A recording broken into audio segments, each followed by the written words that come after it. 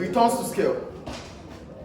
We call it returns to scale because we are expecting a reward or a result or a feedback from what we have done. That is what returns is about. So, as firms or businesses, we need to put together inputs, land, labor, capital, and enterprise.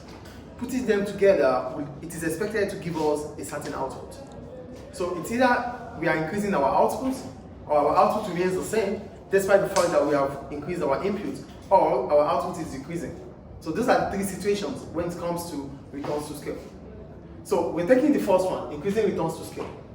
What brings about increasing returns to scale? Increasing returns to scale will happen if we've put certain inputs, certain equal percentage of inputs into a certain percentage of input, we have increased it, and it's giving us a proportionate increase in our output. So that means, for example, we have inputs like workers,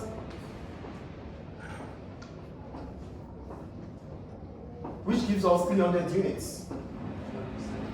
These are inputs, and this is the output, right? This is the inputs, and this is the output. So we want to increase, we want a returns to scale. This is constant. This is what we have already. But we want to increase it because it is in the long run. We can't increase this in the short run. We can't increase the numbers of workers we have now because there's no worker available. There's no one knocking that he needs or she needs a job. So everything we talk about returns to scale is simply in the long run. So that is the first thing you have to think about. So it's a strategy. It's always in the long run. Yeah, strategy is a long run. No, that is business. On this side, we're talking about returns to scale, which is economics. Strategy comes as a long plan. Let's forget about that. So focus more on the aspect of allocation, which is economics. So this is what we have as firms. This is what we are able to produce. But we start thinking about increasing the numbers of workers. We can't increase it now. We are planning towards increasing it, which finally we have increased to 4. So now we have 4 workers. Right? 4 workers give us, instead of 300, we are able to get 400 or more. So it's increasing returns to scale. That is increasing returns to scale.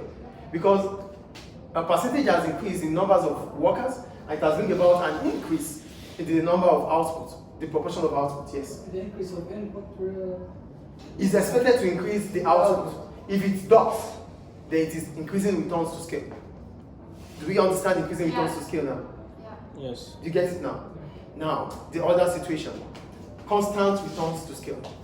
We added 1 worker, right? Yeah. Instead of getting 400 or more, we are still on 300. But Mr. just make them do it quicker. What's the advantage of it? No, the point is, what is the feedback we're getting from this? There's no We increased the numbers of workers, but we didn't increase the number of the output. Same. It's still the same. It is possible, it happens. Is it possible or not? Yes. In real sense, it is possible. Yeah. So if it does happen, then it is constant returns to scale. Yeah, what's the Is it point? advantage or disadvantage? It's disadvantage because you're It is disadvantage here because your cost has increased. It's a problem here because your cost has even increased, But your output hasn't changed. has not changed. So that is the situation. What we need to understand is, what do we gain? What is the consequence of increasing our inputs? So whatever you do in life, in real life, you need to analyze it too. So it's not going to be like you're just working for nothing. So whatever you do as an individual, forget about being a business now. Whatever you do as an individual, you have to check and balance. You need to know if you are progressing or not progressing. So that is the same here as a firm, for the firms. So they want to know if they are progressing or not. That is why we talk about returns to scale. So it might be constant, and if it is constant, they might need to just work on certain things to increase the output. Yeah, Mr. Is there no advantage to it? I mean, they could be producing it at a faster rate. No, faster rate, but we still have 300 units. It's constant. It's constant. It will not change. So it's based on the quantity. Do you understand constant returns to scale now? Yes, yes. And the last one, decreasing returns to scale. We increased our input, and instead of even having constant or increasing one, we have less than this, like 200 Or less. or less. This is an advantage. So it's a problem. Something has happened here. It's a big problem. We increase our input, but our output is not increasing. That is decreasing returns to scale.